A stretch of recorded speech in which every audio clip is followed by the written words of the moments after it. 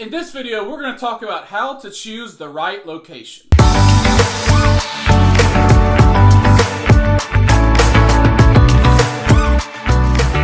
What's up, everybody? Welcome back to another episode of Gulf Coast Investing, where we talk about all things investing right here on the Gulf Coast. My name is Casey, and I would love if you would like this video and consider subscribing to my channel for more great content just like this. So I've enjoyed the past couple weeks getting to break down different things that we have been talking about with real estate and things like that. So I wanted to make this video into a little bit more of a specific video, which I've gotten questions about when we get clients and all that. With our property management company, we work with tons of agents down here on the Gulf Coast, and we kind of partner with them with their clients where they have a buyer and they want to know, where should I buy? Where's the right location to buy so that I can maximize my return on investment and make the most, again, make the most money and things like that. So we have awesome partnerships with agents where I will literally go help do showings with them and show them, hey, this is good about this place. This is not so good about this place. You may want to look something else or look at something else. And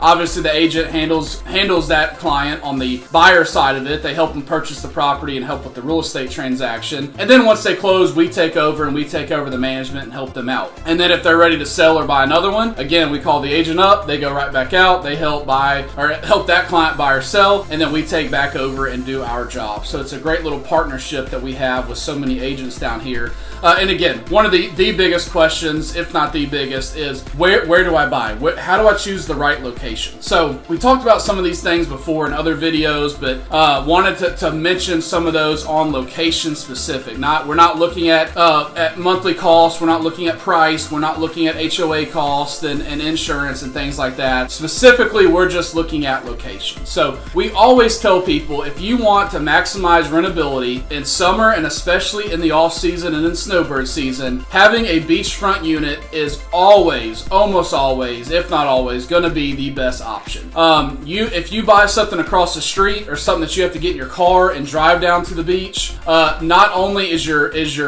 renter pool a whole lot less, but the prices are a whole lot less. Even summertime, do you think people want their kids and newborns running across a busy road to get out to the beach? During the off-season time, again, we call them snowbirds, people that come from up north and they stay down here anytime between November through February, sometimes mid-March. Sometimes they stay the whole time, sometimes they only stay a month. If you're coming down and you're going to stay 3 months at the beach, are you going to want to have something that, you're across the street from the beach, you have busy road traffic, you're staring at another building that's on the beach? Or are you going to pay a little bit more and have something so you can open up your doors and you're literally staring at the beach?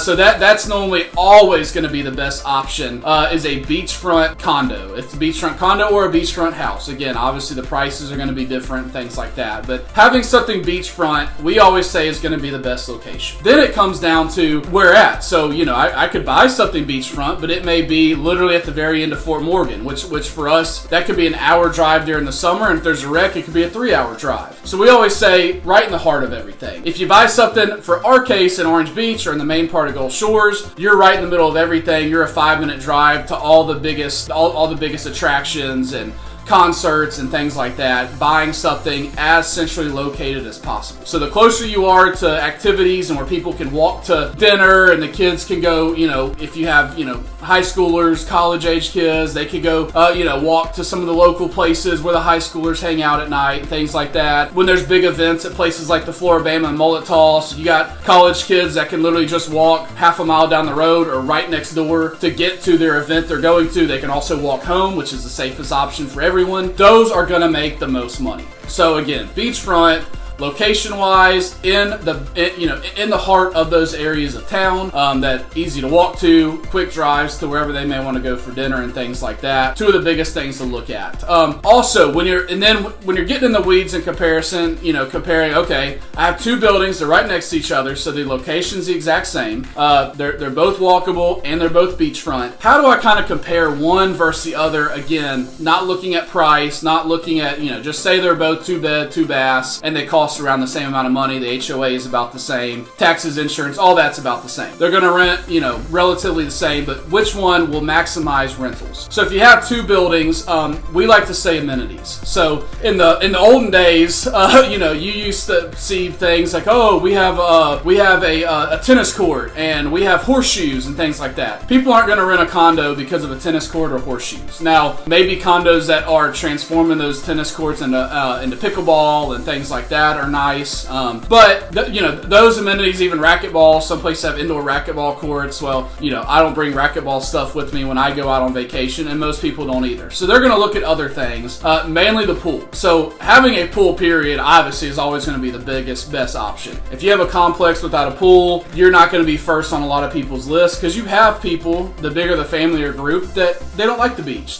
One of the kids doesn't like the beach. They just want to hang out at the pool. So making sure it has a pool, and even more so, making sure it has a heated and or an indoor pool for the off season. So a couple years ago, it was literally 75 degrees on Christmas Day, but the water temperature was like 50 or 55. So it was nice outside, but way too cold to swim. Well, the complexes that had indoor pools or heated pools, now they can capitalize on the nice weather and they can take advantage of the pools. If they have hot tubs and things like that, you have a lot of older snowbirds and things that come down again for the off season, and they love being able to walk down into the hot tub and things like that. Then they all get together and play games and all those kind of things during those times. So having a pool, having an indoor or a heated pool is a huge plus. There's even some complexes that have arcades and workout rooms and saunas and things like that. Those are all pluses as well.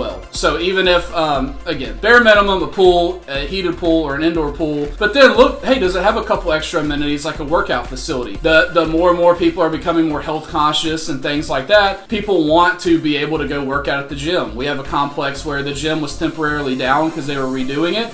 And our renters they had to work out. They wanted to work out every day they were down. So they literally went and bought a day pass to a local gym so they could work out. So it is something that's becoming more and more important to renters. Summertime, it's going to rent out. You could have about any unit and it's going to rent out for the most part. We're looking at the off-season time. So between spring break and summer, now between summer and fall break, and then the off-season time, what are you going to have? You want to look at, what do people that are coming down, what do they want that's going to attract them?